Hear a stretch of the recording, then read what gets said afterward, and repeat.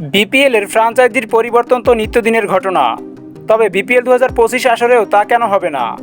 পরিবর্তন থাকছেই, তবে তা একটু ভিন্ন ধরনের। আইপিএলে শাহরুখ খানের কলকাতা ও প্রীতি জিন্তার পাঞ্জাব কিংসের ফ্র্যাঞ্চাইজি হওয়ার দৃশ্য দেখেছে বাংলাদেশ ক্রিকেট ভক্তরা। এবার বিপিএলেও থাকছে এমন কিছু জনপ্রিয় মুখ। সামনের বিপিএলে ঢাকার ফ্র্যাঞ্চাইজির পরিবর্তন হয়ে নতুন মুখ দেখা যাবে। জানা গেছে দুর্দান্ত ঢাকার ফ্র্যাঞ্চাইজির মালিক হবেন ঢালিউড সুপারস্টার সাকিব খান।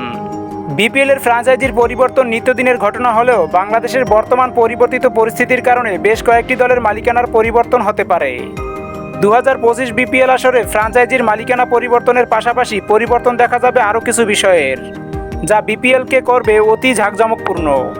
দর্শক, বিপিএলের আরও একটি পরিবর্তন হতে চলেছে, তা হলো লভ্যাংশের ভাগাভাগি। বিপিএলের লাভের অংশ পাবে ফ্র্যাঞ্চাইজিগুলো, যাতে ফ্র্যাঞ্চাইজিগুলোর লসে পড়তে না হয়। এর আগেও লভ্যাংশের ভাগের জন্য আলোচনা করেছিল বিপিএলের কয়েকটি ফ্র্যাঞ্চাইজির মালিকগণ।